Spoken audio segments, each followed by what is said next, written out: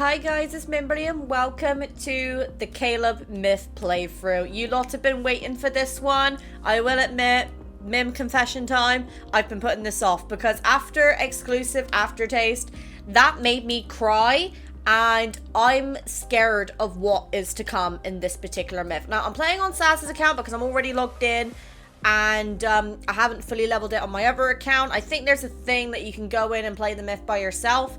But truthfully, I cannot be bothered to log out because I'm actually currently using the Yeet phone, as I've named it, because I fully charged it.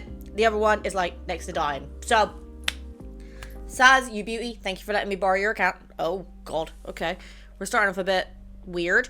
In the English, in the dark, warm quagmire, viscous. Is that you fucking pronounce? Why do you use such complicated words? A substance slowly dissolves. My body regains a sense of boundless weightlessness. My consciousness stirs as sunlight filters through my blurred vision.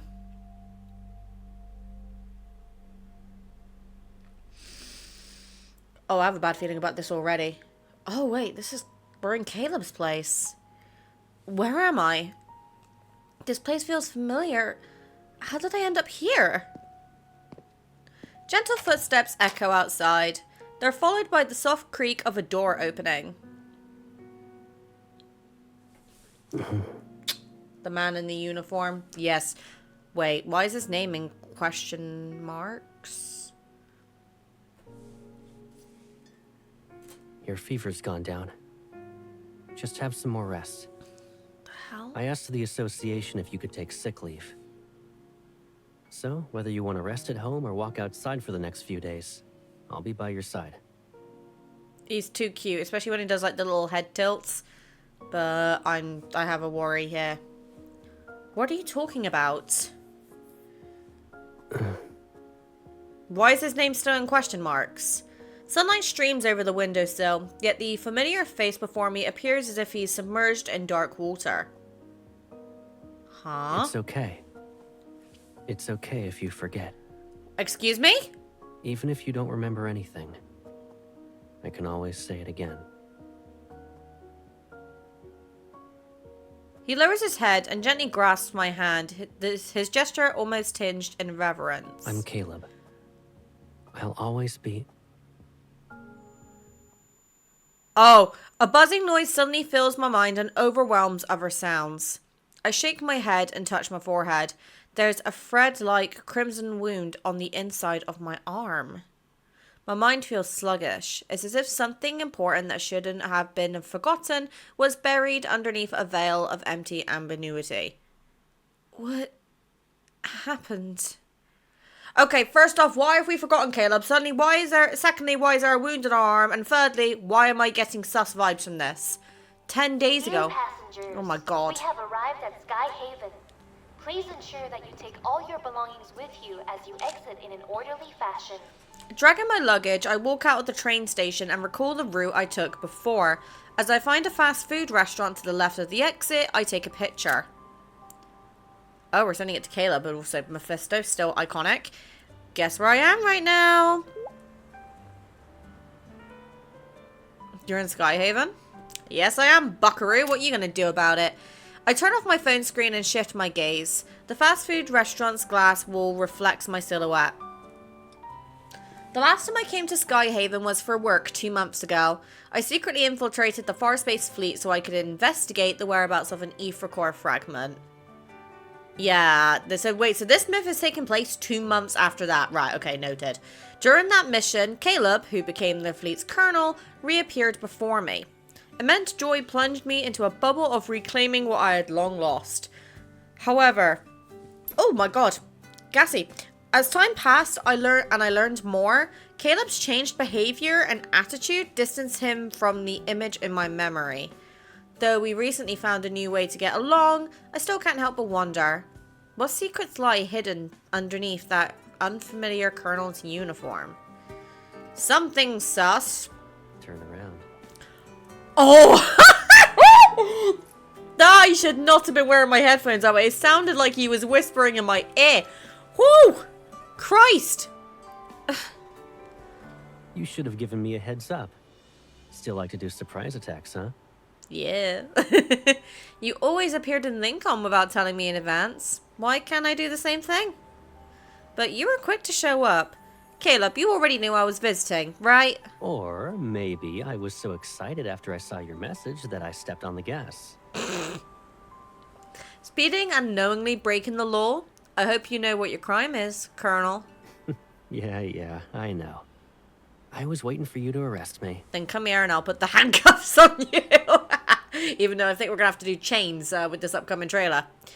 Caleb takes the luggage from my hand and gestures for me to follow him. Have you eaten yet?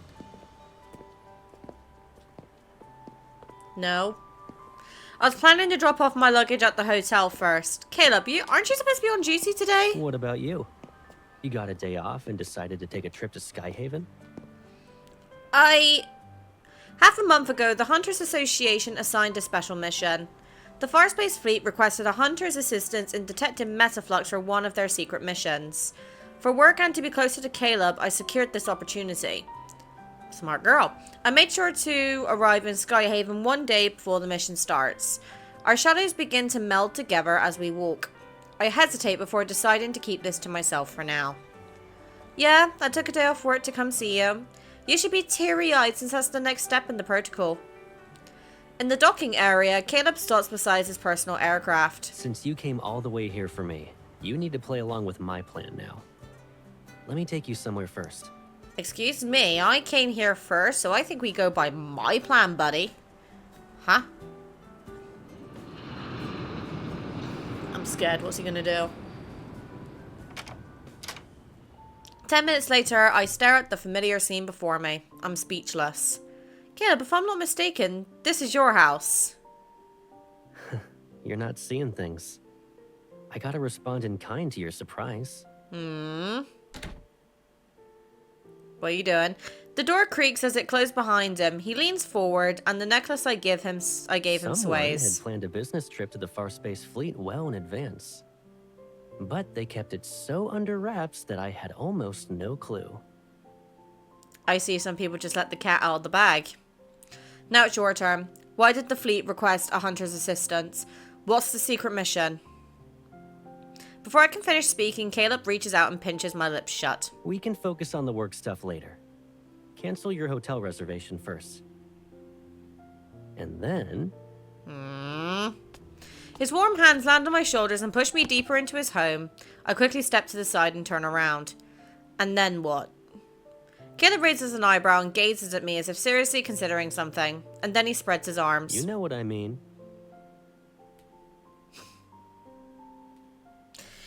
Work! Ah! Why is this not working? Thank you. My memory of the past merges with the person in front of me. The corners of my mouth curl upward involuntarily. I move closer and then slowly wrap my arms around his neck. I missed you, Caleb. Welcome home.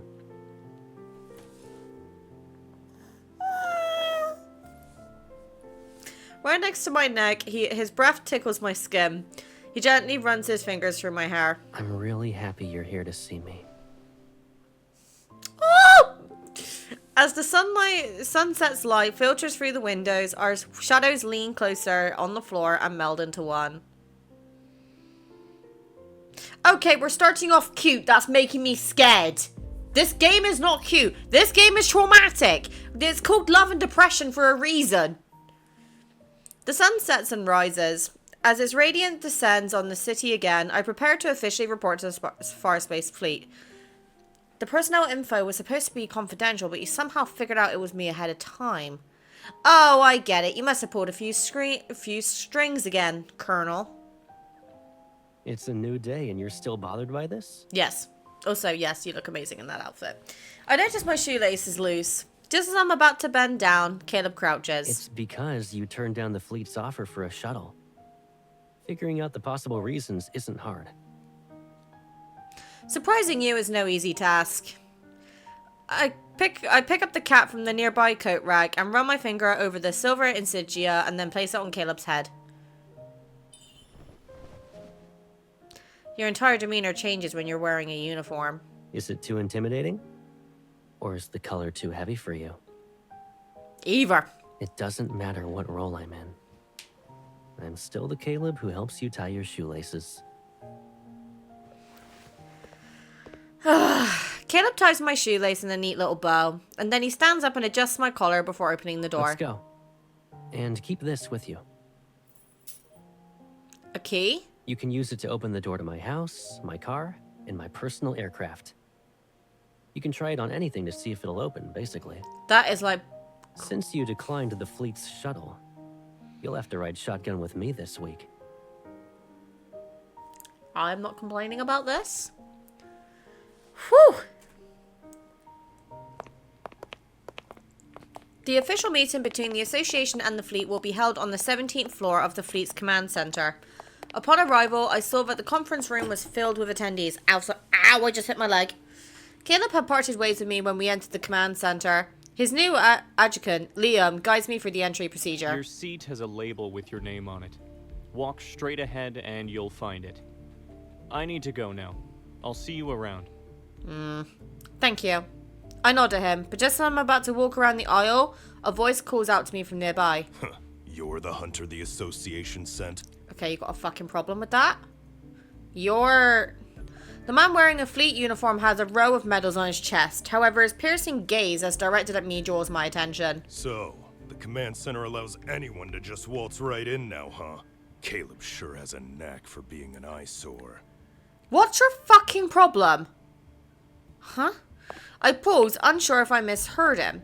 And Liam, who returned before I even realized it, positions himself to be in front of me. Colonel Heath, is there a problem?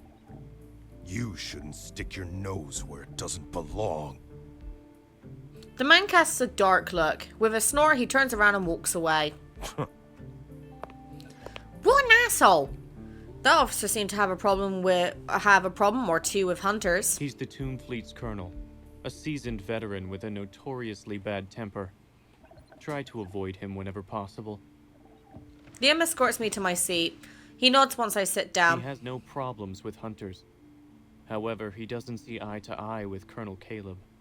You'll find out why soon. Oh, we are getting tea? I am absolutely fucking ready. Give me the tea. Tell me what's going on. Looks like this mission's going to be a bumpy ride. As the meeting is about to start, attendees take their seats. The door opens. Amidst the quiet attention of everyone present, Caleb walks to the center of the conference room.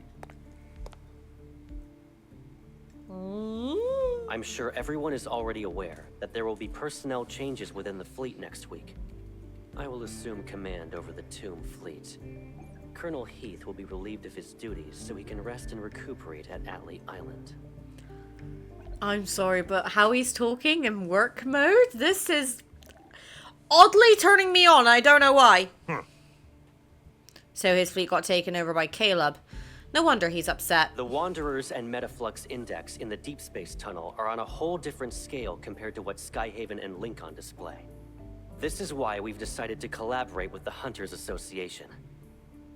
A hunter will supervise the physical evaluations of the Tomb Fleet officers. Now, the fleet handover ceremony will officially begin. The hologram flickers and the lights dim. During the signal transmission, a faint glow lands on the various expressions of the fleet's senior officers in the conference room. I'm sorry, but why is Caleb so attractive when he's talking business? My first day at the fleet's command center ends with various transfer procedures. In the evening, Caleb and I decided to meet at the runway. What's taking him so long? Ah! In the night's dense fog, Caleb's figure slowly appears, but behind him is... Colonel Caleb, why are you in a hurry? You're not interested in the upcoming banquet? The handover ceremony is complete. Whether I stay or not, you should be on your way to Atlee Island. Caleb's gaze sweeps past me and he stops a short distance away. Well, I'd like to give you some advice, young man. I'd like to give you some advice. I know Back how the you fuck got this off. position. You're just Lucius's pawn, planted here to infiltrate the fleet. What? Just like how you took over my fleet. He can easily replace you with another sad pawn tomorrow. In the fog, the man takes a step. A year ago, I was standing in your shoes. In other words, you've been abandoned, Colonel Heath. Babes, you know what? We're getting onto some juicy shit. So when we get to juicy shit, Mim puts her glasses on. When her glasses are actually cooperating behind the ear, there we go. Oh, no, never mind. Because, you know, fuck headphones. And then we're going to do the... What's going on here, then? I might be an abandoned pawn in his game, but not in someone else's. Kid, why don't you consider giving yourself a way out? I'll give you a way out. It's called the door. Get out of it. Once you're off the ground, the only path is forward. Have you gotten so old, Colonel, that you've forgotten what you once learned? Oh! The island's been experiencing lots of electromagnetic storms lately. Even the sturdiest aircraft could be torn to shreds. Worry about yourself first. Oh, he knows how to talk business, and we love it! I appreciate your advice. So let me remind you of something. Watch your step, and keep your eyes on the road ahead. Until next time. Shit. The man seems furious. He attempts to stop Caleb, but his hand stops midway and droops down in a peculiar position as if it's frozen in place. Hi. Blocking Heath's line of sight, Caleb strides over, and when his gaze meets mine, genuine joy lights up in his eyes. When did you get here? You must have been waiting a long time. Come on. Let's go home. This is suspicious. I'm scared, peeps. This is making me very, very nervous. It's already midnight by the time we get home. After changing my clothes, I lean against the couch and wait. Soon, Caleb walks out of his bedroom. We're home and you're still frowning. He walks over and gently taps my furrowed brow. What are you thinking about? Oh, I don't know that certain conversation we just heard. It seems that a certain colonel has his fair share of struggles managing the fleet. I scoot over to make room for him. I wonder how I can ask him about that confrontation on the runway. After today, I think I understand why you need a hunter's assistance. This Colonel Heath doesn't accept you at all. While the situation looks like a fleet merger, it's really more of a one-sided, quote-unquote, takeover by you. Oh? But he's on his way out, so he's not worth stressing over. The real concern is the person pulling the strings behind him. They don't want you to control the Ton fleet. And that person is an actual threat to you. What happened could be an infighting within the fleet and could get much more complicated if a third party steps in. That's why the Hunters Association is involved. The higher-ups will try to clamp down on any schemes to protect their secrets. Meanwhile, you should be able to take over without a hitch. It's only been a few months, Caleb. You're definitely stepping up your game. I narrow my eyes, as if I'm closely examining him. Caleb can't help but chuckle and passes me a nearby cushion.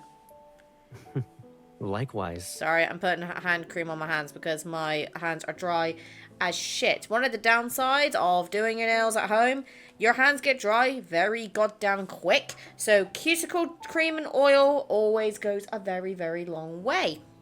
Learned that from Simply Nailological. Highly recommend her if you're into your nail stuff. It's only been a few months, but someone's really been honing her people reading skills. Yep, that's me. What about you? Who's supporting you? Isn't that person you, Pipsqueak? You're keener and more skilled this time. Even your muscles look more toned. What fucking muscles? I got none of them, mate. I just got belly fat, and I'm okay with that, because I am a fat bitch by nature. Because unfortunately, I live life happily, and, you know, salad is for sad people. I'm joking. If you like salad, please don't flame me in the comments. I just don't like salads unless they're smothered in salad dressing. Caleb leans in, and the light casts a shadow under his eyelashes. The cushion remains between us. But you still look a little worn out. Have you been feeling tired lately? Just a tad. Totally not Mim having 5 naps yesterday because a headache knocked her the fuck out. We lock eyes, and my fingers glide over the cushion to rest on his hand. I hold it. Caleb, no matter what your next move is, I've got your back. So, tell me, what do I have to do during this process? That's scaring me, peeps. Liam will be overseeing the main procedure. You'll be in charge of gathering and organizing the personnel files of the Tomb fleet, and overseeing their anti-transformation tests. Okay, I'm sorry, but why did he hesitate? And... What's with that "is that all" look on your face? Caleb rescues a squished cushion from my grip and hands me another one. His expression slightly becomes more serious. Don't underestimate your role. You've been here for only a day, and you already sense the tension in the air. This won't be a walk in the park. If you run into any snags, let Liam deal with them. Is that so? I raised my eyebrow at him, and Caleb burst into a fit of laughter. Of course, a small task like this is hardly a challenge for you. Guess I'll just kick back and see how it all plays out. That's more like it. Choosing not to dwell on the tension he mentioned for now, I shoved the cushion up into his arms and give him a thumbs up with a smile. I'll make sure to protect you, poor helpless colonel, from getting fired. So there's definitely shit going on within the fleet. Now the question is just how bad is the shit exactly? Like he's falling asleep on my bag. Oh, the official transfer of the Otome fleet starts today. As expected, the process is anything but smooth. Number 3997, Vice Captain of the Otome fleet. You've served over 5 years. Is that correct? Did you call me over just so I could listen to this crap? Under the cold blue light, the Otome fleet officer across the glass wall is strapped into the interrogation chair. His expression is filled with content. Then let's cut to the chase. After the transfer orders were issued, the fleet arranged a medical examination for all officers.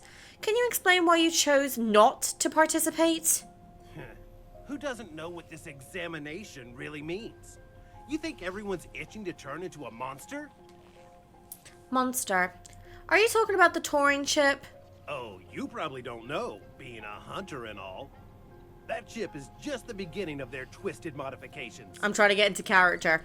Let me be clear. There's no way I'm doing that examination. I don't care if it's about modifications or that chip. I'm not doing it. The fleet's real big shot will return soon. Let's see how long your monster colonel can keep this up. The interrogation light switches off and leaves behind a faint swaying shadow. The big shot.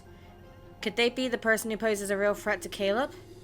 I collect myself and lower my head to move number 3997 profiles aside. Under our old examination reports from some members of the Otome fleet. The same person shows complete different results after being transferred to Caleb's fleet and undergoing the medical procedure. The chip rewrote Kevy's memories and it's now causing a drastic enhancement in these officers' physical capabilities. Is this all so they can be modified? Miss, here are the files you requested. I already organized them. Do you have any further instructions? No, that's everything. Thank you. Understood. This guy. 3 days ago. No! I'm not taking that exam! I'm not going! Release me! Caleb can only pull this off because he has someone's backing. You monsters! Nobody wants to be like you!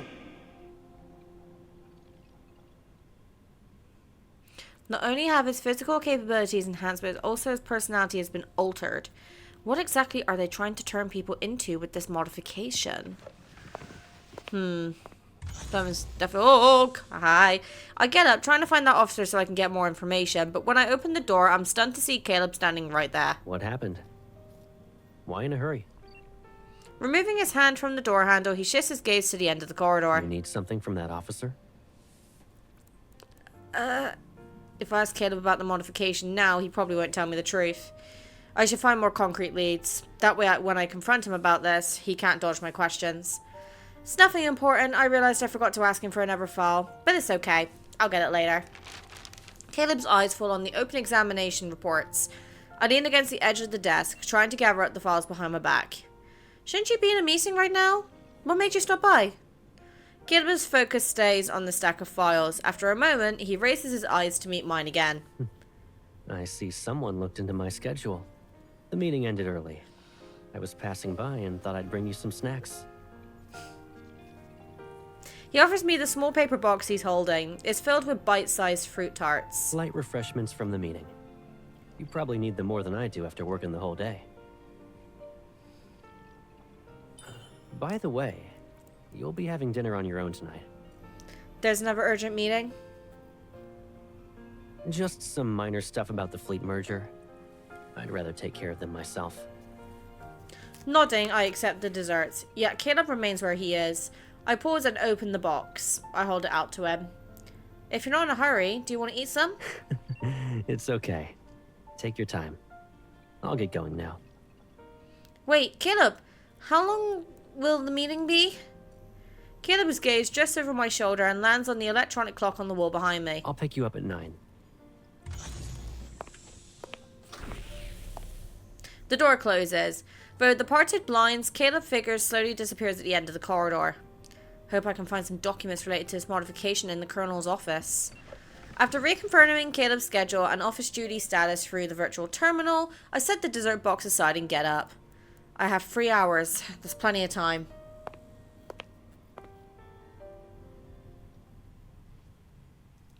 Liam and Caleb are in the meeting. In the corridor outside the Colonel's office, I take out the key Caleb gave me. It actually works. Oh no, I feel like this is a trap. The door opens and then closes. A soft glow from a virtual screen illuminates the quiet office. His password is... In the past, Caleb used to jumble words and numbers that were meaningful to him in a particular pattern to create passwords. I tried 2 combinations and both were incorrect. With only 1 attempt left, I clench my fist. After a moment of hesitation, I try again. It works! The password was a combination of when you come back and my birthday. When you come back. Oh. I can't afford any distractions. As I duplicate his access permissions, I quickly search for anything useful. His personal file. There it is. The profile reveals that Caleb graduated from DAA Aerospace Academy and had participated in secret training during his 3rd year. He achieved outstanding results. Secret training. Another thing I didn't know about. Subsequently, because of his exceptional performance in finding new patrol routes within the Deepspace tunnel, he was promoted to be the fleet's colonel. Recommended by Professor Lucid. So this person has indeed played a role. The Caleb depicted in this profile is nothing like the person I know. Also, and in addition to the unfamiliar resume, there's also a full body scan image. It's gradually revealed second by second. In the part that's already visible, his right arm is marked an abnormal shade of blue. I zoom in on the blue area and notice how the bone and muscle structure are different from his other arm. This is what they're referring to as modification? Just as I'm about to take a closer look, the system abruptly shuts down. The account is forcefully logged out. A notification appears saying that the device's login permissions has been revoked. Please re-verify your identity. Have I been discovered? Taking a deep breath, I quickly delete the terminal usage log, and when I turn to leave, my clothes snag on the drawer and it yanks it open. Inside the drawer, a small rectangular object rests atop a pile of paper reports. Chip implanter for clinical trials only. It's the Turing chip. Without hesitating, I hide the implanter in my shoe's secret compartment. When I close the drawer and get ready to leave, the door opens. Shit. Uh-oh. In the dim room, the brim of Caleb's cap casts a shadow over his gaze. He slightly tilts his head. Why are you waiting for me here? You took too long. I was getting impatient. That justification sounded absurd even to me. My palms begin to sweat, but he just grins. Is that so? Let's get going then. The meeting ended early. Time to go home. His eyes are almost unnoticeably drift over the now dark virtual before he turns and holds out his hand towards me. But I don't move. Aren't you going to ask me? About what? About why you're in my office? Or whether you found the thing you were looking for? Pulling back his hand from the door handle, Caleb lowers his head. His gaze, obscured by the darkness of the night, engulfs me from head to toe. Anyone entering the Colonel's office without permission will be taken to the interrogation room. No exceptions. But I'm the Colonel. Whether you're entering without permission or here because of my orders, I have the final say. There's just one minor thing, though. Any intrusion and duplication of system permissions will be reported straight to HQ. Covering up the traces will be a hassle. Caleb slowly pries my fingers from the terminal decryptor and takes it. His movement is deliberately firm, leaving no room for I doubt you resistance. put me between a rock and a hard place, right? The face, the voice, the actions. I know them all too well, yet the person who's standing before me is like a stranger. I open my mouth, attempting to question him, but the words falter and fade away. In the face of his composure, all my feelings seem utterly pointless. Caleb, I just want to figure out what kind of trouble you're caught up in right now.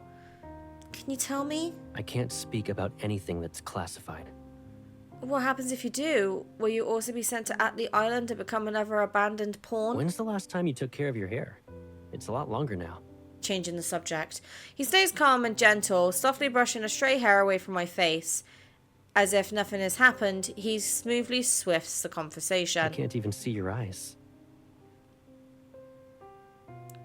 I noticed the blinding gleam from the insignia on his shoulder. After a long time and a long pause, I slowly managed a wry smile. Caleb, has anyone ever told you that this uniform is like your mask? He stands motionless. The door is right there, but we're locked in a standoff, unable to move past each other and leave. Let's go home. Darkness enshrouds his eyes, making his expression hard to read. He glances down for a moment and then lifts his gaze. The fleeting wavering has already dissipated like a mirage. Okay, let's go home. Guys, this is getting very tense for me and I don't know how to feel about it. And we're only on the fourth bit. Oh my god, I need to go get another cup of tea. Bear with me. Oh, fuck me. This is gonna kill me. Okay. Right. Let's carry on. I know Caleb wouldn't reveal the fleet's secrets to me. He once said he would have been abandoned if he didn't join the fleet. He didn't want me to suffer that pain again, and also admitted that he's always been this cold, distant, gloomy person, whether affected by the chip or not. I can't tell which version of him is the real Caleb, but I know he's the most important person to me in this world. Don't underestimate Sylus like that.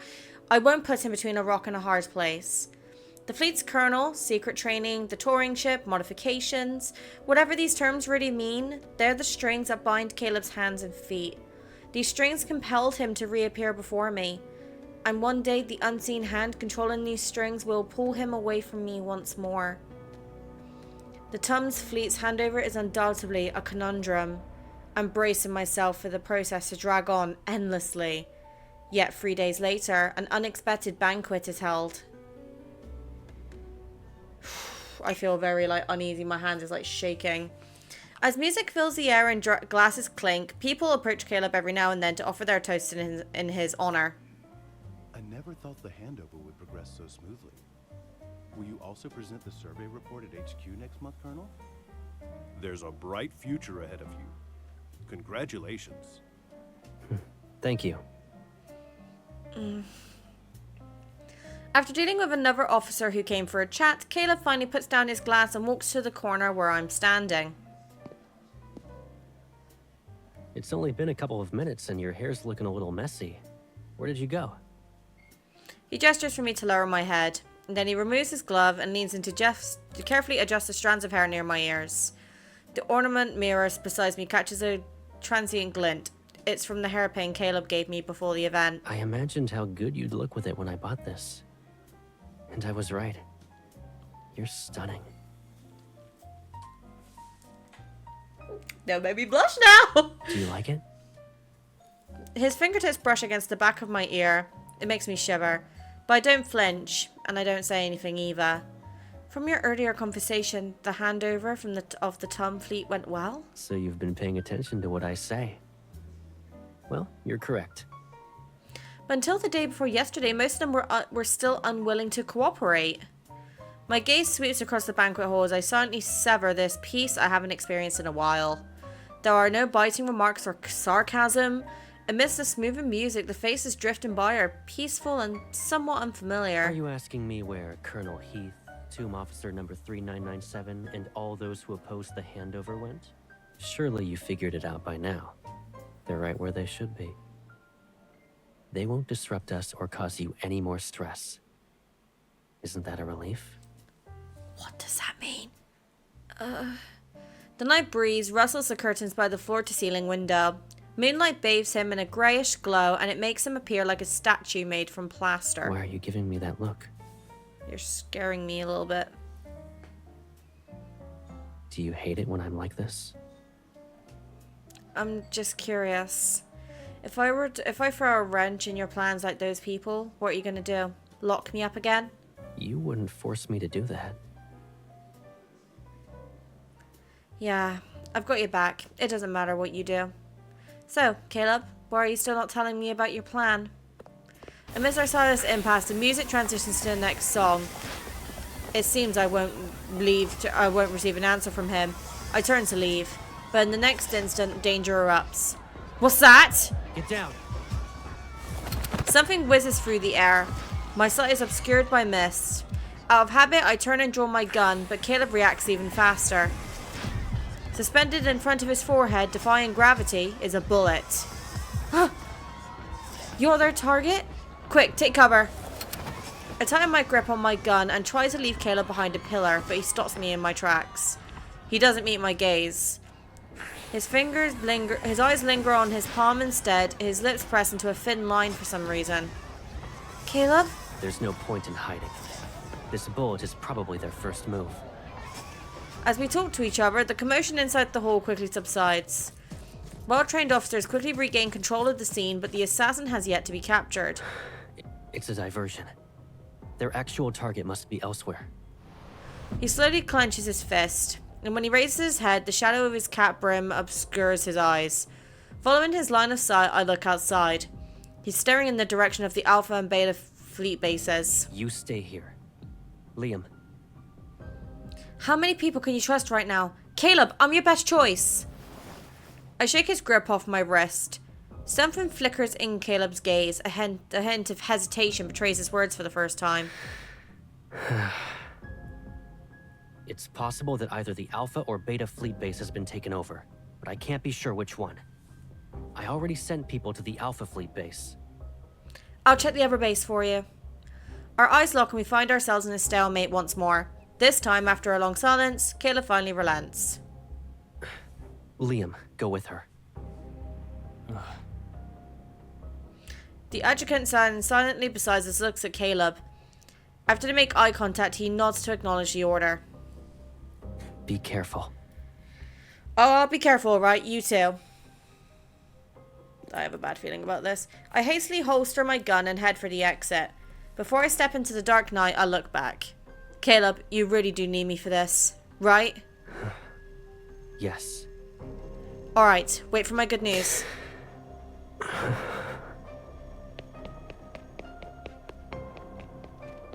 I am not liking how this is going. The girl's figure fades into the night. She's heading in the opposite direction of where the real danger lies. The veins on Caleb's neck bulge and then recede. He narrows his eyes at the bullet in his palm for a long while. He slowly tightens his grip around it. He sent us the other way. In the unfathomable darkness, the only source of light emanates from a door slightly ajar in the fleet's armory. The approaching sound of footsteps reverberates in the vacant, dim corridor. The man who's sitting in the room unveils a malevolent grin. I bet it's fucking Heath. Yeah. Yeah, I knew it was going to be Heath.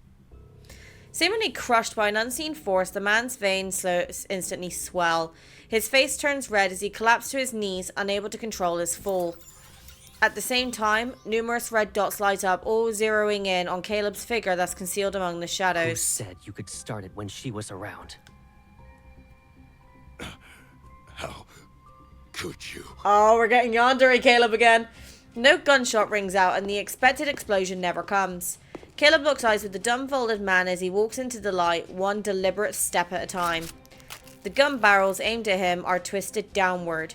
The crisp sound of breaking bones cuts through the air as he steps on the man's wrist, pinned to the ground.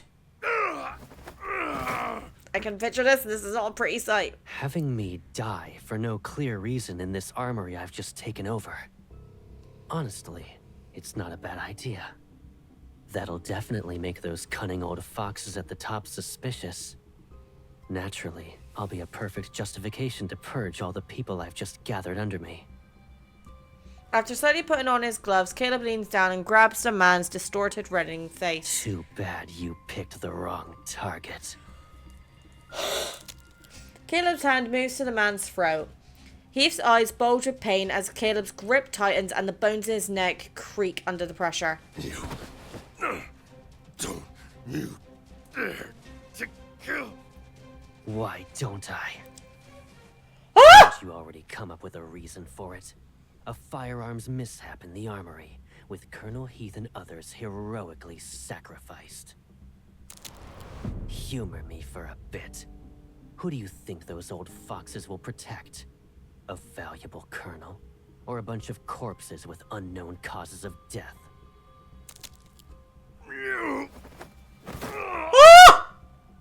Colonel Caleb, it's been a long while. Who?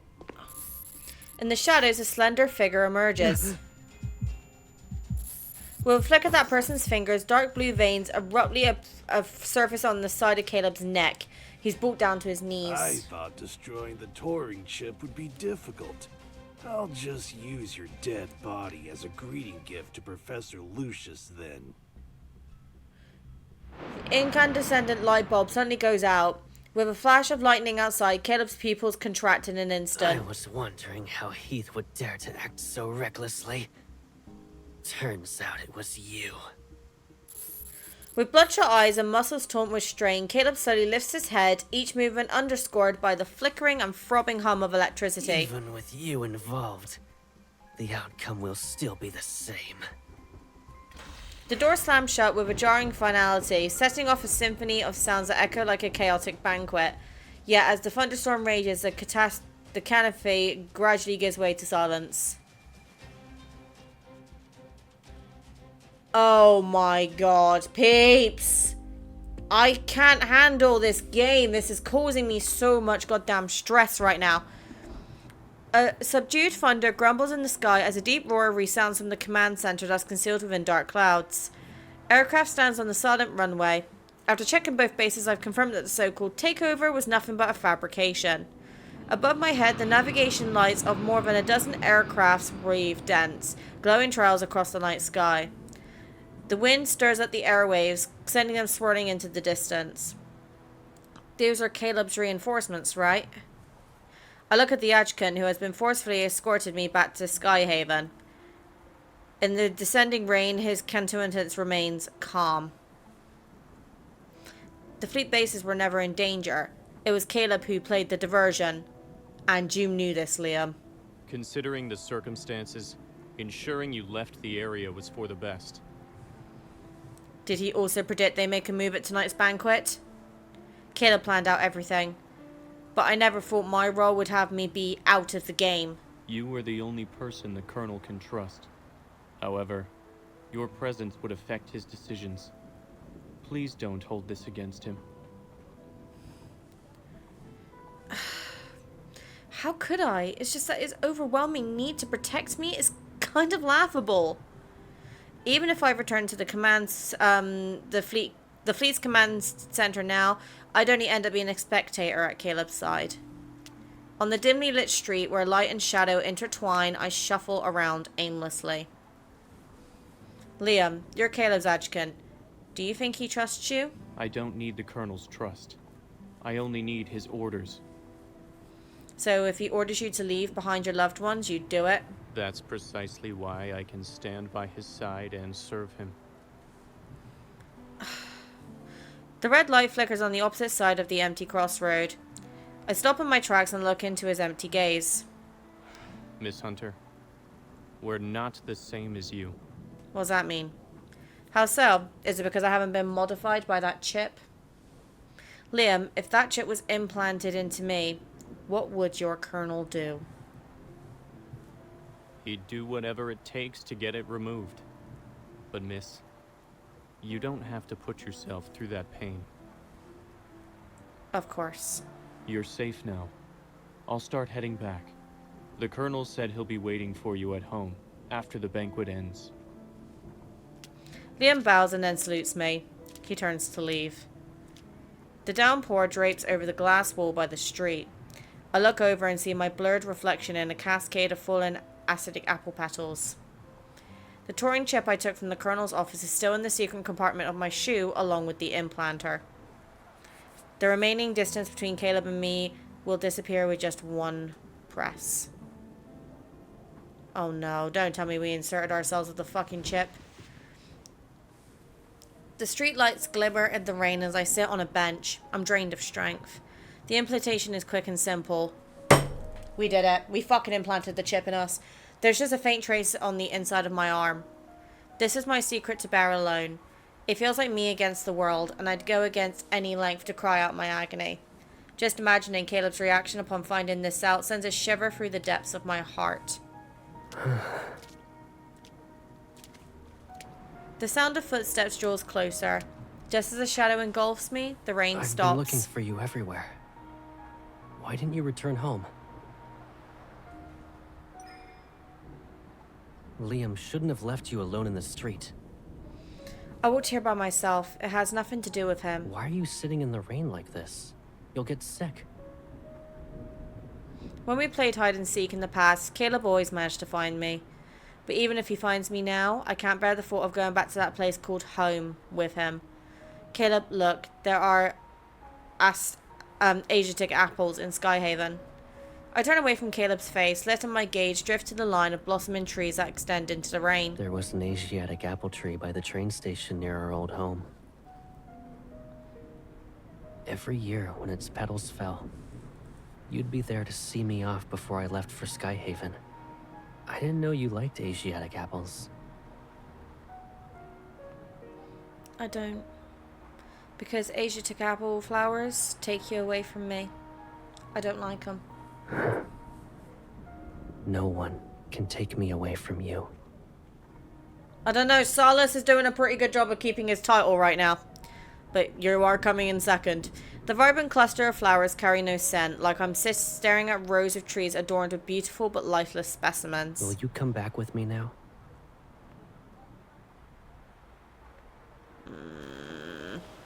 Oh, here we go. You do look fucking good in that uniform, I must say. How long do you plan to lock me up this time? A month? A year? Or forever? If every problem pulls me further away from you, then I'll spend a lifetime searching for the answers. But until that final moment, we'll always be together. This is so bittersweet. What if my friends and colleagues from the association come looking for me?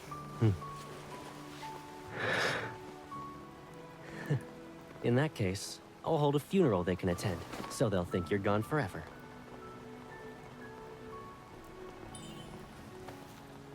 Let's go back, or else you'll catch a cold. Isn't it funny that you're worried about catching a cold after discussing my funeral?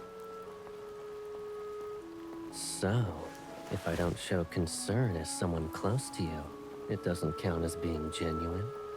Oh, Christ.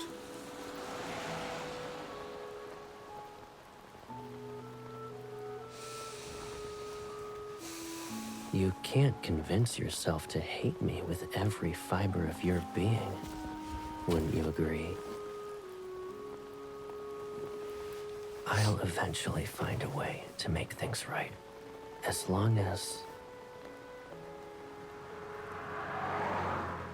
you're by my side. Caleb, I hate it when you're like this.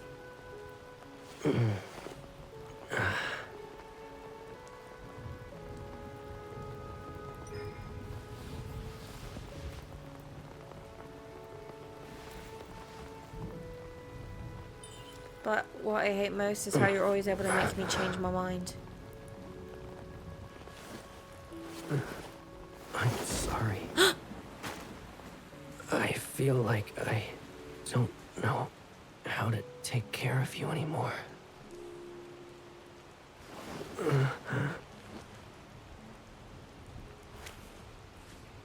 Caleb, what's going on? Caleb! Let's go home.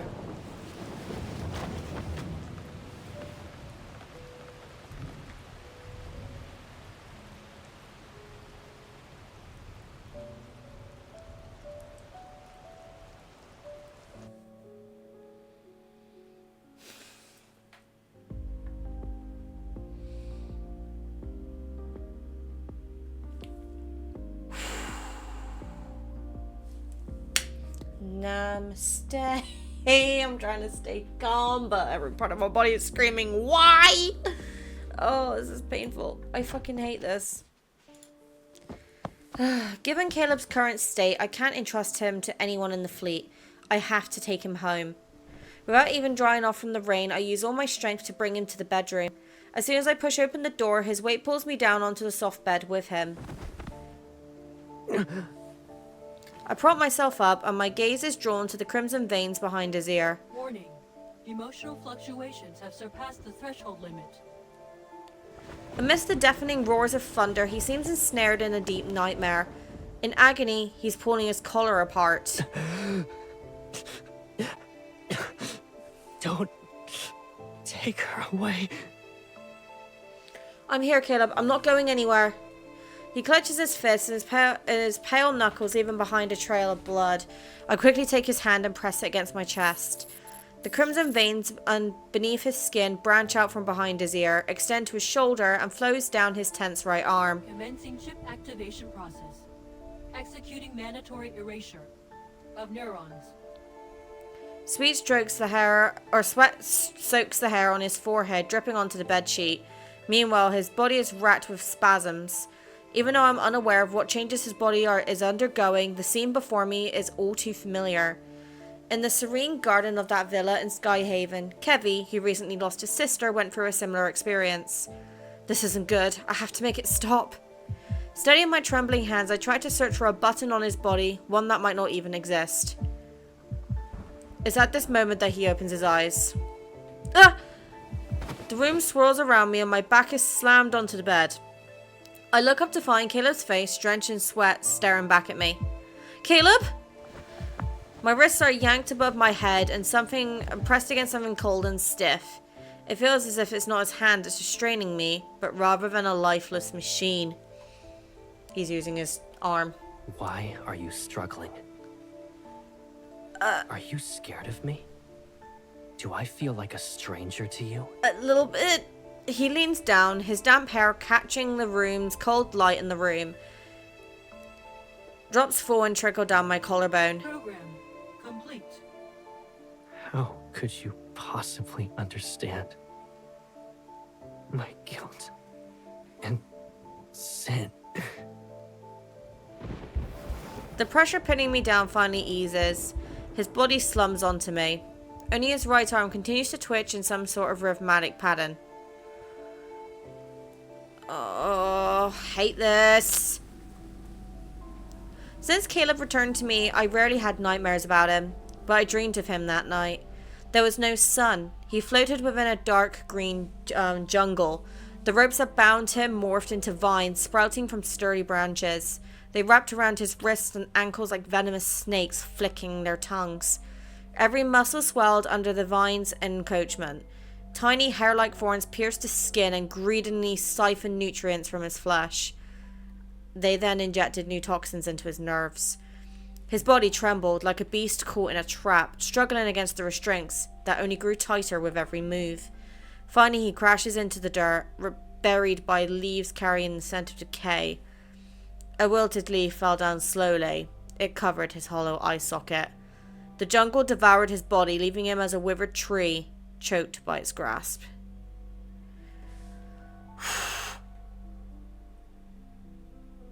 My god, this is fucking grim. Waking up from that dream, I groggily reach out towards the other side of the bed. Caleb. My palm feels nothing but the mattress. I instantly return to reality. Caleb? There's something coming off. There you go. Need to fix this. Hold on. There you go. Problem solved.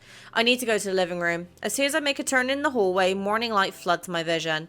Skyhaven's sunlight has always been brighter than the one that touches Lincoln. Though the gaps between my fingers, a figure becomes clear as if rising from a pool of clean water. When did you get up? I let out a sigh of relief and walked towards Caleb. I placed my palm on his forehead and then slide it down his right arm, gently squeezing as I go. Do you feel better now? Let me take a look. His gaze shifts to my face. He's holding a photo that was originally placed on the coffee table. When I woke up this morning, I saw you were lying down next to me. Oh. Is that it? Not intending to guess the meaning behind his words, I lower my head and take the photo from him. In it, Caleb is wearing a uniform. The girl next to him is planting a tender kiss on his slightly surprised face. His embrace and the way he carries himself feels familiar. His body doesn't resist, and it almost seems like he wants more. This is a photo of Caleb and me. It was taken when he graduated from Aerospace Academy. So... His fingers brush my temple as he tucks a strand of hair behind my ear. Tracing the curve of my jaw, Caleb gently lifts my chin. Huh? His cool touch strokes my cheek as if he's seeking to an answer to some enigmatic question underneath my skin. Who are you?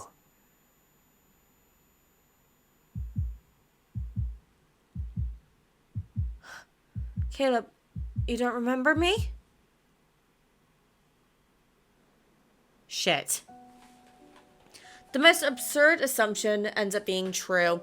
Caleb is sitting in front of me, yet he acts like a puppet stripped of its soul. Unlike Kevy, his memories haven't been completely altered. The Turing chip has completely wiped them out. So it's more than just me. You don't even remember who you are? As he sits on the couch, it feels as though a frosted glass wall separates us. He's so near, yet I can't see him clearly. But I remember the way you made me feel. Love powers emotions, bitch! He lowers his head, his index finger fishing out the metal necklace hiding under his collar. I also remember you gave this to me. Yeah, you did. And I have a copy of it. Were we close like this? After everything that's happened, it's hard to put our relationship into simple words. He was one of the most important people in my life. Even with all that's happened, he's still someone I can't afford to lose. My heartbeat is like a balloon that rises high, only to come crashing back into my chest. When I lock eyes with Caleb, a ridiculous thought strikes me like lightning. No matter what I say, he'll believe me. We're the most important person to each other. You're the most important person to me, and I'm the most important person to you. As if to affirm my words, I snuggle against Caleb's chest and wrap my arms around his neck. Caleb, I'm the only one in this world who truly knows you. You're the only one who truly knows me. You'll never leave me, just like the vines that cling to a tree. We shared a part of our lives with each other, so we'll never be apart. I'm sorry. I can't remember anything. It's okay if you can't remember for now. I'll always be here for you. The pleasure from deceit and setting up traps almost numbs my limbs. I tighten my hold on him and my lips brush against his earlobe. Just like what you've done for me. The open window is closed as a sudden breeze sweeps through the room. Our shadows intertwine and blend into the flickering darkness, mingling with the shifting patterns of light on the floor. Caleb, can you promise me something? From now on, you won't go anywhere else. You'll always stay by my side. Is that okay? After a moment's hesitation, the chill touch of his arm seeps through the thin fabric of my clothes and settles on the small of my back. The tightening force devours the last bit of distance between us. I promise.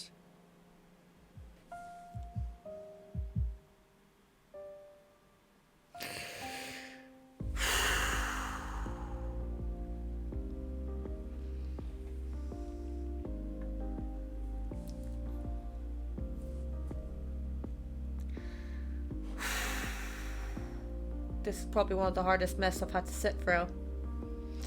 Right, let me go and quickly get some therapy from my husband, because I'm starting to get a little bit of anxiety. Like, my legs are starting to tremble a little bit, and you might see my hands are slightly shaking. I'm going to call my husband, calm down a bit, and I will be back to finish this off. Bear with me. I'm alright. Glad the day's over. What's up? I'm playing through the Caleb myth at the moment, and it's really deep, and it's actually genuinely beginning to set off my anxiety a little bit, so I just wanted to hear your voice. I'm sorry, love. Are They you know gonna what, be okay?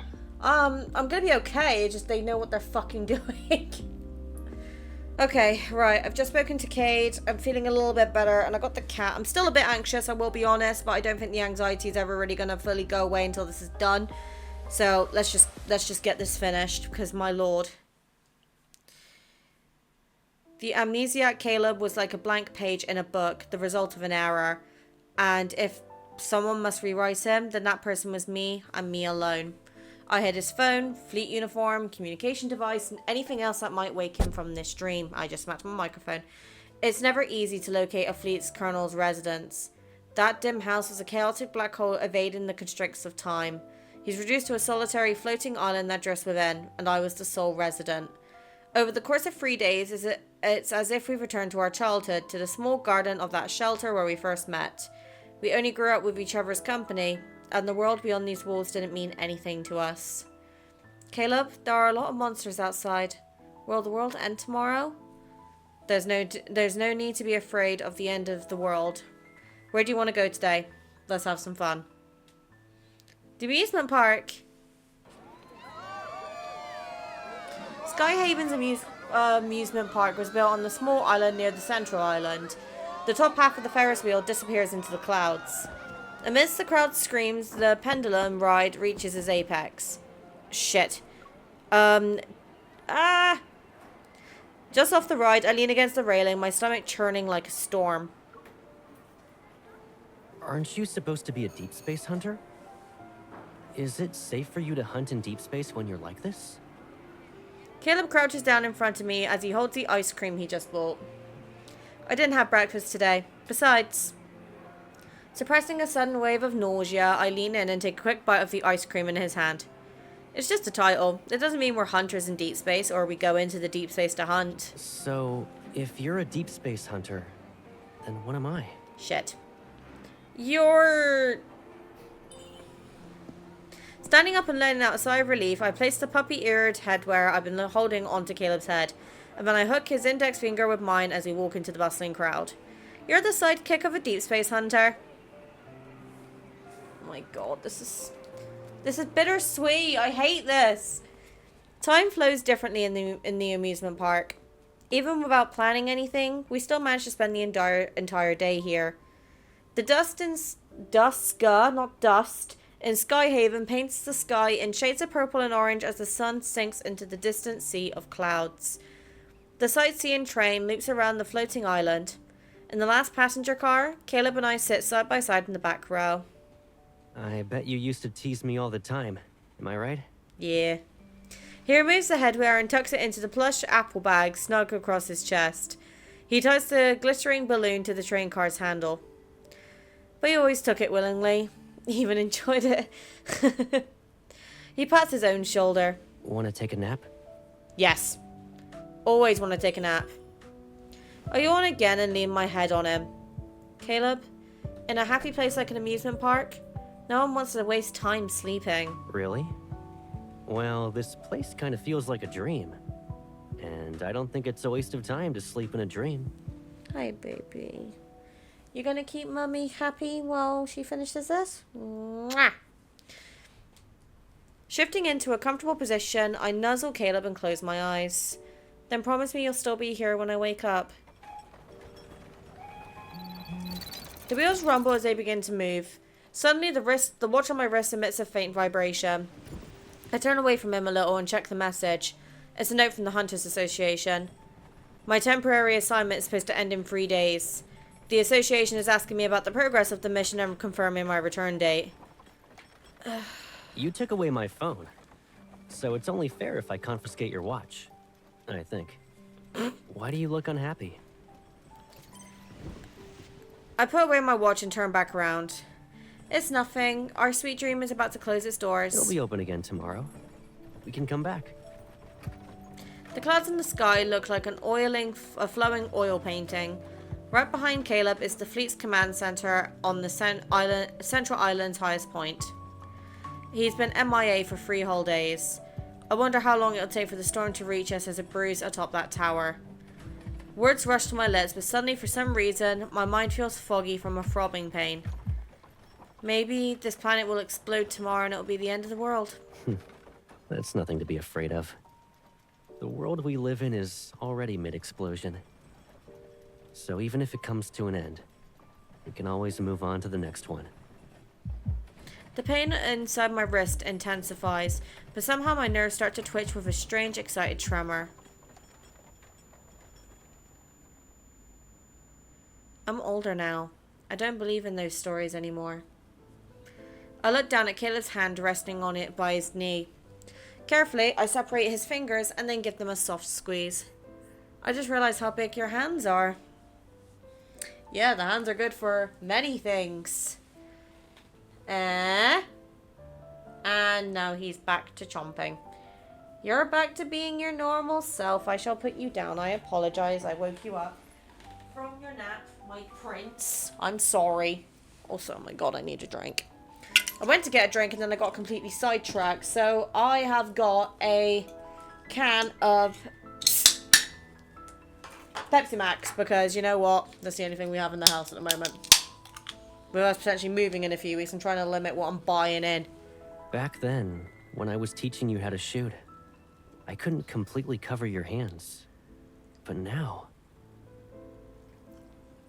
Caleb's eyelashes flutter down as he lets me play with his fingers.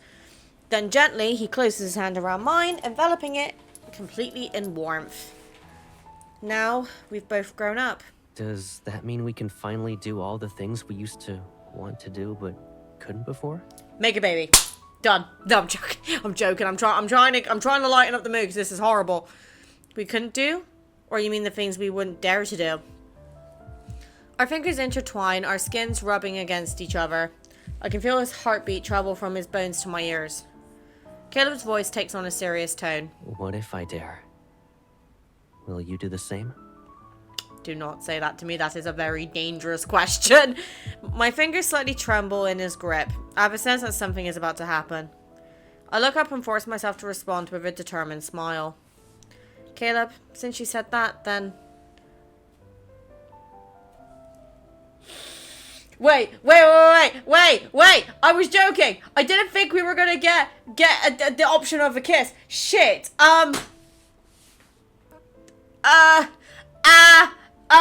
Surely they're not gonna put the kiss in this soon. No! Okay, Mim, breathe. Right, okay. Namaste. What do I do? Oh, why am I questioning this? I know what I'm gonna do. Kiss me. Seeing Caleb hesitate, I hear myself let out a scoff. You coward. Just as I'm about to turn away, he suddenly presses his nose against mine. What did you just say? Okay, right. Mim, breathe. This is fine. This is fucking fine. Our breaths blend because we're so close to each other. And the warmth from his dry lips begins to stir everything around us. Now, before we carry on any further, I need to hear that again. What What did you just say? Woo! You're all bark, but no bite. This is a bluff. The sudden closeness makes me falter. Caleb leans in, just as I expected. In that instant, it feels like electricity jolts through my nerves. Before the moment can truly unfold, I turn my face away. Damn it! His lips brush against my ear, and I sit stiffly, watching a plane dive into the cotton candy-like clouds in the distance. Oh, don't you fucking... Coward.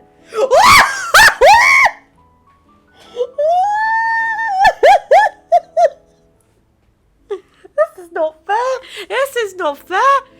My head begins to feel foggy and heavy again. Out of the corner of my eye, I notice several aircraft approaching the floating island. Hold on, I need to hear that again. Coward. They're exclusive to the fleet at Caleb's command. Every deployment is inevitably linked to its colonel. Tension grips me as I see them. I quickly wrap my arms around Caleb's neck. Caleb, let's go home. He follows my hurried glance, but unfortunately, the drifting clouds obscure everything from view. We'll head back as soon as we get off the train. Let's leave now. Are you scared or something? Clouds stretch endlessly outside the train, but I know Caleb will find a way out eventually. I press my hands against the edge of the train car and push myself up. Hey, where are you going? Use your evo. Anywhere is fine. It doesn't matter. Anyway, tomorrow is the end of the world. He grabs my arm and pulls me back into the train car. As his eyes sweep over my inner arm, his grip tightens around my wrist. Where did this come from? The chip? I see his lips moving, but I can't hear him. Everything is drowned out by a piercing buzz. They're here, Caleb. They're coming. My body feels lighter, and the sweltering heat vanishes into darkness, drenched in cold sweat. Pain surges in waves, and it's only a faint, straw-like glimmer of light remains, floating on the surface. Oh, God. That was going so well, and that turned horrible very, very quick. My body no longer feels like my own. The searing pain courses through my nerves, burning me from the inside out. It's as if I'm being rewired with cold, ruthless precision, as if by a scalpel. Erase, organize. The relentless buzzing in my ears makes me want to scream. Yet amidst the excruciating pain, something is gently pressed to my lips.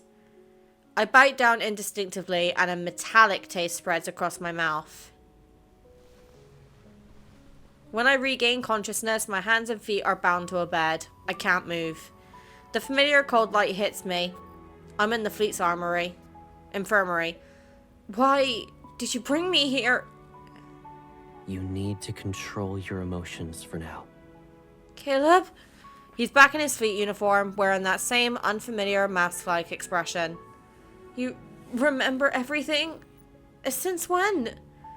When we were at the amusement park, or even before that? I haven't even asked my questions yet. When did you get that Turing chip implanted? Fuck. Blood rushes to my head and my sanity fractures under my shaky nerves. Cold sweat pours down as I bite my lip to keep from crying out. Let go of me! My struggles are futile to him. Caleb removes his gloves and gently rubs my swollen lips with his thumb. Don't hurt yourself. Rest. The surgery is being prepared. Surgery?! It will disappear soon. The pain deepens with each throb of my nerves and my vision begins to blur again. I'm almost collapsing in his arms, but I refuse to give in. Ever since we reunited, have you been enduring all this? Why didn't you tell me? If telling you the truth means watching you willingly get caught up in this mess, then I would have never shown up in your life again. Caleb, I don't understand. They changed you, treat you like a pawn, and make you do these awful things. But you belong with me. You're the person I cherish the most. How could they do this to you? You're not feeling well, Pipsqueak. Please, just rest. When you wake up... When Caleb isn't paying attention, I quietly undo the restraints. What are you doing? I push him away, slip off the bed, and stagger toward the door. No one can take you away from me. I'll bring you to a place where no one can find us.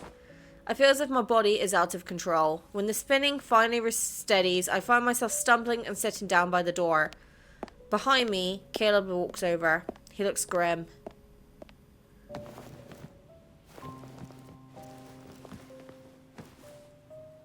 Let go of me! When you're like this, where do you think you can go? Anywhere who's not air? If you can't calm down, just stay like this for now.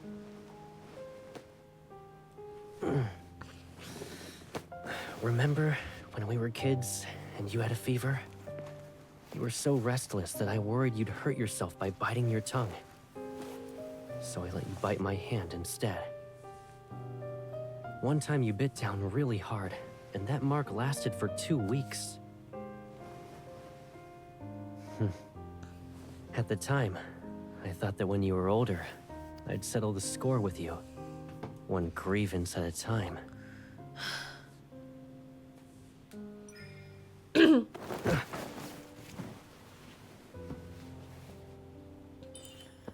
Now, I'm the one who... Ah! Ing! This is too quick. Now, I'm the one who will settle the score with you. What do you want? I want to peel open your heart and see what secrets are revealed within. At the first Space Fleet's Colonel, you've never been put on trial like this before. What right? have I done wrong? What are you accusing me of? Lying, keeping secrets from me, being too fucking attractive for your own good. You know, there's a few things I'm accusing. You killed my Caleb.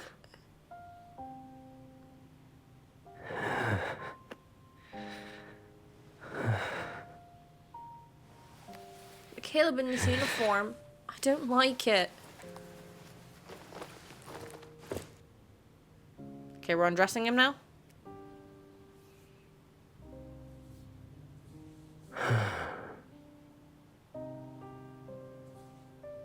Pipsqueak, you should get some sleep now. No.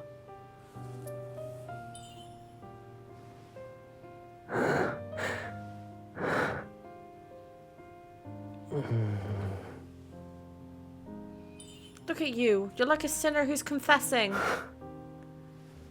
Then can you carry a little of this sin too? Don't leave me in this loneliness any longer.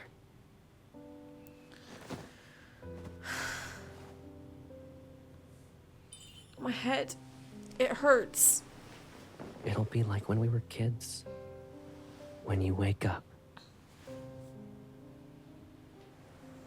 There won't be a trace of pain or any memory of it left behind.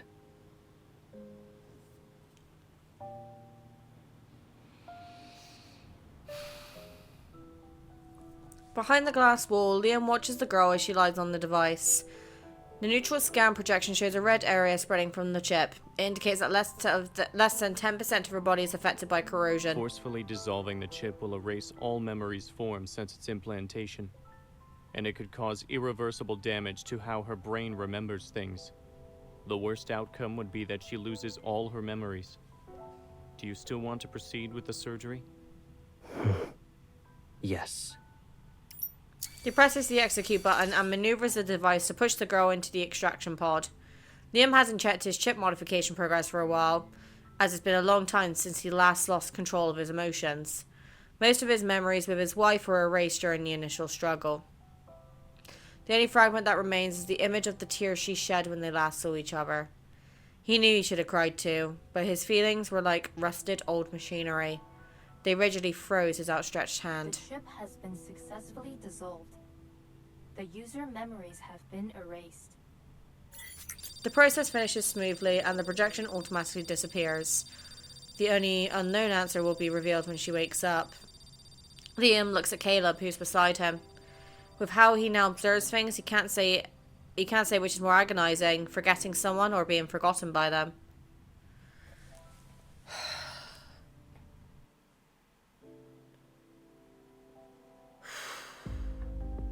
Come on, guys. Last one. In the dark, warm quagmire, a viscous body substance slowly dissolves. Chip. My body regains a sense of boundless weightlessness. My conscience stirs as the light filters through my blurred vision. Yeah, this looks familiar. Gentle footsteps echo outside. They're followed by the soft creak of a door opening.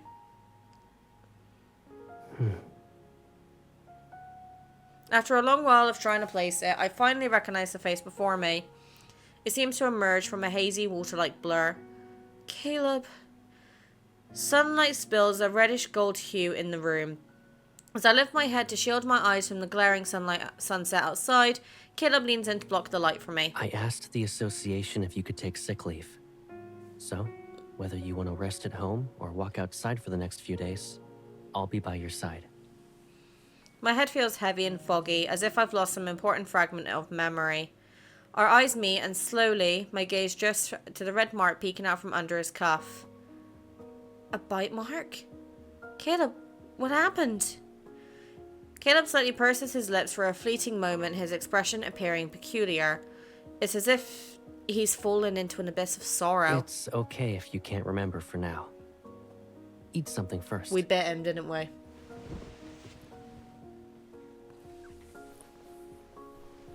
Until he's going to be the one biting us after this fucking banner. He helps me up, tucks a pillow behind my waist, and sits on the edge of the bed. He's holding a bowl of porridge. Oh, what a gentleman. Fucking love porridge. The millet porridge is thick and fragrant, perfectly cooked.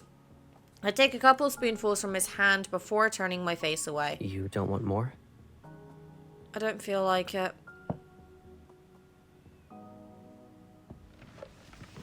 He gives a slight nod and stands up. As he turns around, a sudden wave of anxiety hits me. I immediately grasp the fabric at his waist. Where are you going? I'm just putting the bowl away. Caleb sits back down and opens his mouth like he's about to speak. Yet he chooses to remain silent. Don't worry. I won't go anywhere until you fall asleep. The shadows under his eyes betray a night of sleeplessness. He gently brushes away the stray strands of my hair. Feeling sleepy? Every cell in my brain feels drained. It's like I fought for so long. Still, I shake my head. I don't want to rest unless you help me fall asleep. I have a hunch that when I wake up, he'll no longer be the Caleb who only belongs to me. I curl up against his chest. After a moment, he wraps his arms around me, resting his chin on my shoulder and letting off a soft, tender laugh. Sure. Should I tell you a bedtime story? Or do something else? No bedtime story. You've never been a good storyteller since we were kids. Besides, I don't want to hear any more of your stories. A cool silver light glimmers near my neck. The metal pendant gently swings back and forth. Struggling to keep my eyes open, I cradle the pendant in my palm. When you come back, do you still remember what this gift represents? You hoped I'd come back safe and sound from every mission, right?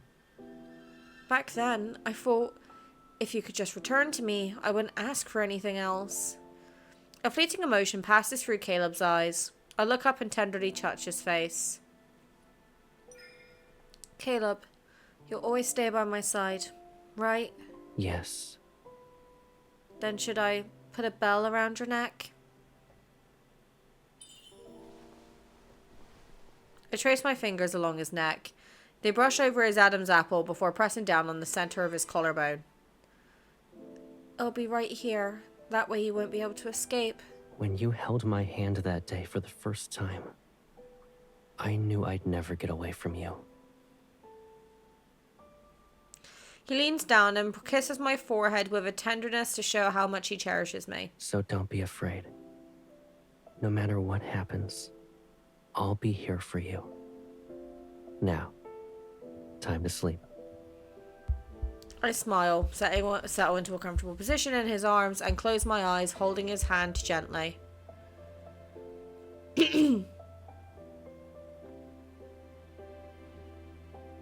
What Caleb doesn't know is that the dissolution of the Turing chip didn't completely erase those memories.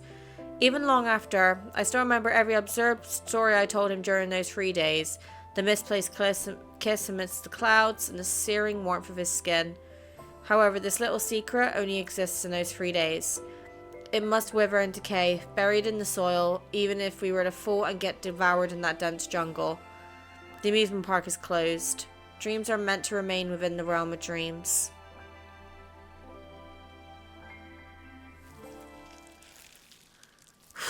No one has visited the small garden behind the shelter in a long time. The young man wearing their uniform pushes open the iron gate and walks along the desolate path into the expanse of plants. His leather boots step over a toppled seesaw in the weeds. In the distance within his view, a girl is sitting on a paper crane. Her back faces him. She swings her legs over when she turns to him. The rusty springs beneath her emit a jarring, screeching note. Caleb, you're here. The side of the elephant slide was etched with uneven marks of their height as they grew up. One row on the left, one on the right. His marks always sit a bit higher than hers. I'm the older one, so I'll always be taller. And because I'm older than you, my hands are bigger. I'll start school earlier too. I'll always be a step ahead. That's just how it is. The boy's voice fades away. He looks up and sees his 11-year-old self climbing that tall tree near the building for the first time. He sits at the treetop. He draws out a paper crane from the window using his Evo and brings the girl from inside the building to the window's edge. He times it perfectly. He peeks out from under the windowsill and extends his hand towards her. He asks if she wants to come along with him. This abandoned place of overgrown vegetation is their first paradise. But the wind sweeps away those lingering echoes of the past. Hide and seek is over, and she appears before him from the swirling darkness.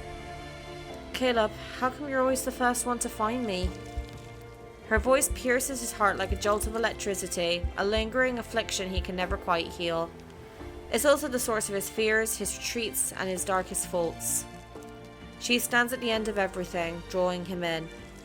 Gravity warps into a black hole around her. He clasps his right arm as though offering a solemn gesture of devotion. Maybe it's because I love you a little more than you realize.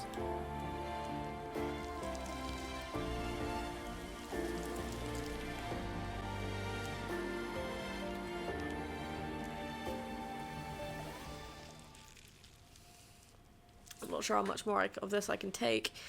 In the zero-gravity lab, the young man's body floats under the cold light, suspended in an almost primordial state.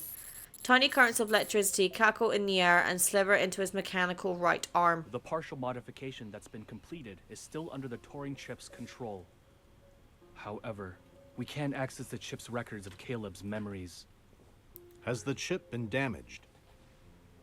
Despite Caleb not being the perfect subject, they've sacrificed a great deal just to obtain him. If the Turing chip in his body suffers any damage, his long-hidden plan will be in vain. The chip's integrity is at 93%. It appears he's purposefully sealed his brain rather than damaging it.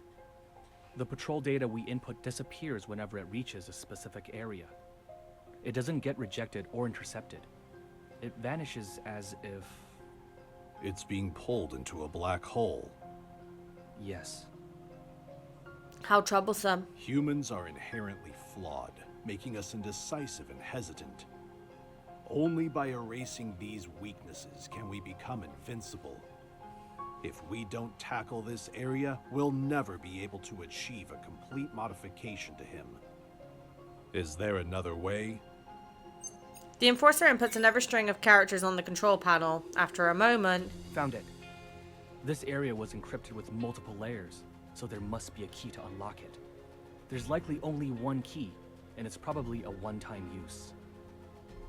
The old man nods, giving one last glance at his great work before returning to leave the room. Then let's find it, no matter the cost.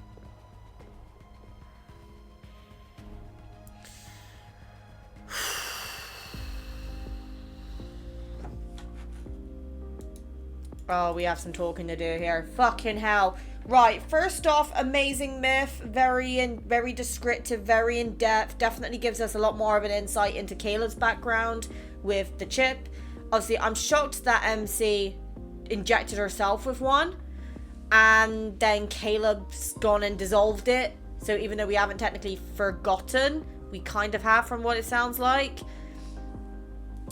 That genuinely set off my anxiety. Like, that is something that a lot of games have really not been able to do unless it's like a horror game. So the fact that the game put me so much on edge that I started having a slight panic attack from this, it just goes to show how well Infold wrote this story. I'm really looking forward to the other myths. I hope we get another one for Caleb relatively soon, or even a potential third myth for the other characters. Who knows? I still think when it comes to emotion, I still think Dragon Sylus took the cake for me, but obviously that's because I'm very biased, you know, I'm a Sylus girly. But honestly, Caleb has got to be a close second now.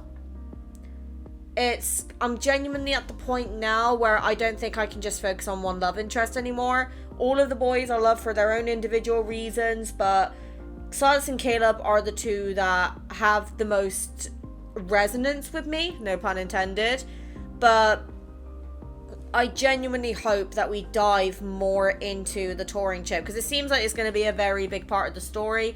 Maybe the sixth interest will be like someone from Ever, I don't know. But let me know what you guys think in the comments, because genuinely this really like got me, and I am shocked that I didn't cry. I'm just so sad that that kiss scene did not play out, but I kind of understand why it didn't know, because obviously it's only just released. But yeah, I don't know what more to say to that really, outside of if you've enjoyed this myth playthrough, don't forget to check out the other ones. My personal favorite playthrough, I've got to say, is the Dragon Sylus myth, because if you want to see me crying, that is genuinely the best one to go to. But yeah, if you've watched all the way to here, thank you for sticking with me and watching through this. I really appreciate it, and I'll hopefully see you guys in the next one, which I don't know what that will be. Oh, I'm gonna need fucking therapy. Oh, I already need therapy. I play Love and Depression.